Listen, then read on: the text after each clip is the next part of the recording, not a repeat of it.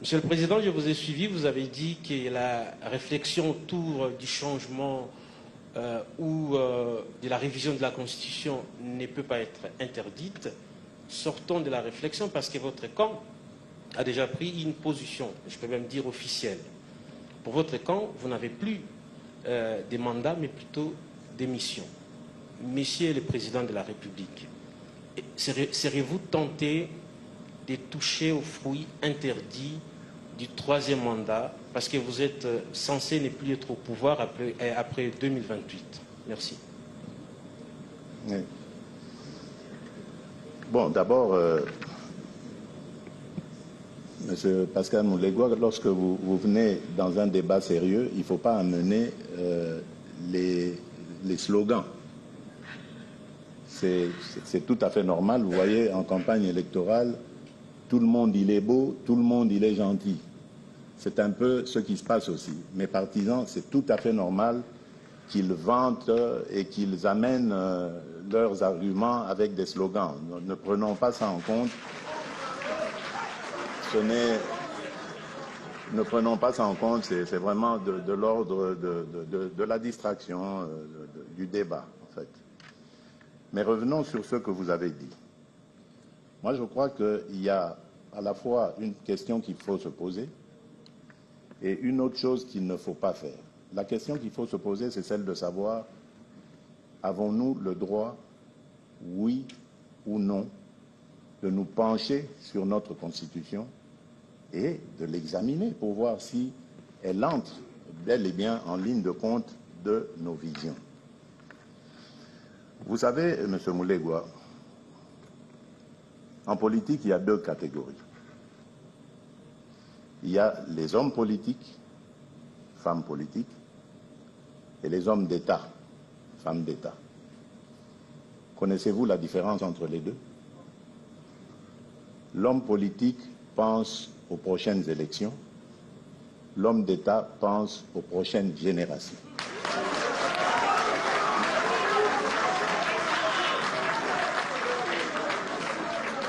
Je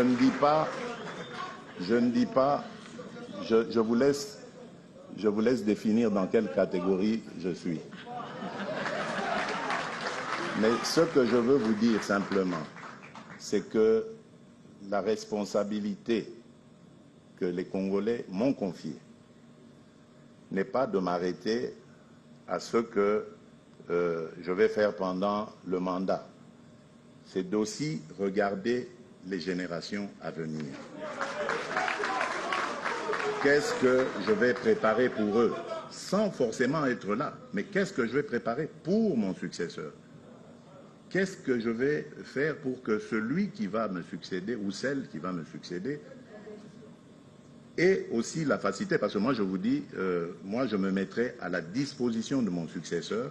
Je n'irai pas prendre les armes contre lui. Et à la disposition de la République. Je vais m'effacer pour lui faire vraiment toute l'honneur, tout l'honneur qui lui revient, mais je serai là dans l'ombre, prêt à servir dès qu'il ou elle a besoin de moi. Et donc, je pense que c'est dans cette optique qu'il faut regarder les choses. Qu'est-ce qui est bien pour nous dans cette Constitution? Faut-il la garder ou pas? Qu'est-ce qui nous interdit de nous pencher dessus et regarder cela? C'est ça. Alors la chose qu'il ne faut pas faire, c'est de lier cet exercice à un troisième mandat. Je n'ai pas sollicité de troisième mandat, mais je vous le dis, si le peuple veut que j'ai un troisième mandat, j'accepterai.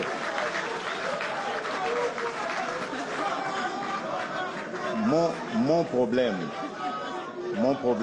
mon vœu le plus ardent,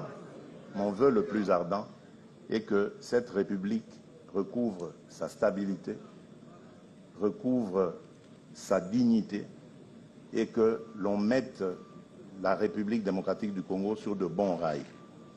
Il ne faut pas regarder notre pays aujourd'hui comme un verre à moitié vide, il faut le regarder comme un verre à moitié plein et se poser la question de comment faire maintenant pour continuer à le remplir.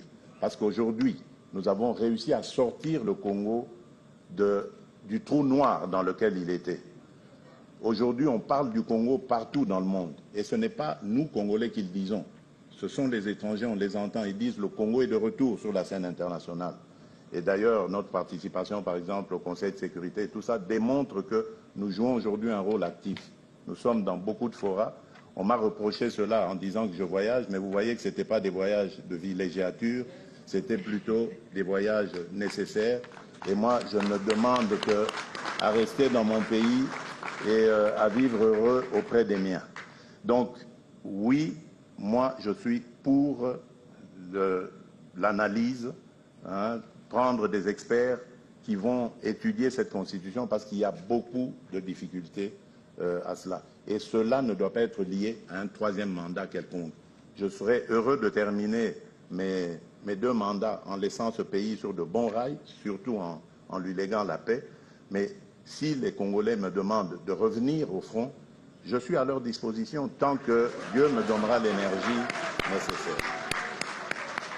Donc vous comprenez que pour moi, si changement, révision ou tout ce qu'il y a doit se faire, ce ne sera jamais sans consulter la population, le peuple congolais, c'est-à-dire par référendum.